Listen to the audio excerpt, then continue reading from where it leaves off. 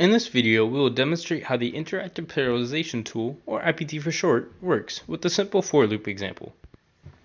In the code sample, we can see a for loop with a hello world print statement.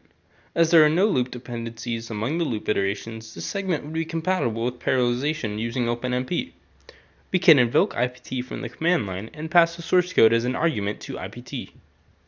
IPT first prompts the user to select a parallel programming model. As we will be using OpenMP for parallelization, we will select the option for it.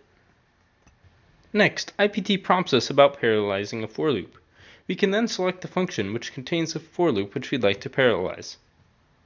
On the basis of the information which IPT has received thus far, IPT performs an analysis of the source code and presents the potential for loops which can be parallelized.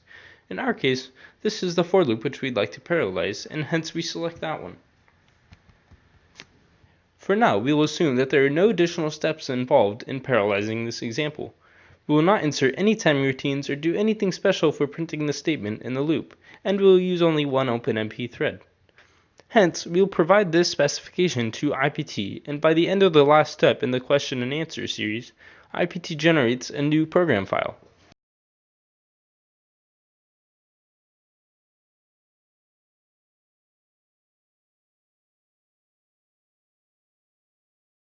Here it is named as rows example 0 openmp.c.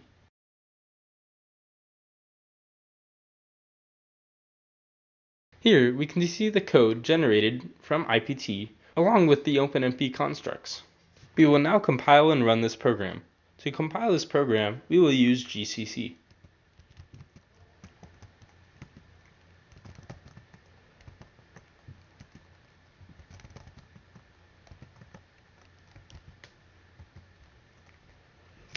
As the code compiled without errors, we can now run it.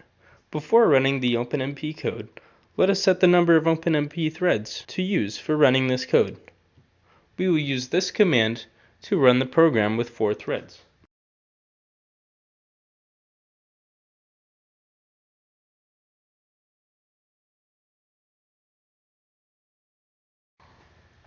As this program does not do any useful computation, all we will get to notice from the program run is the number of times hello world is printed to the screen.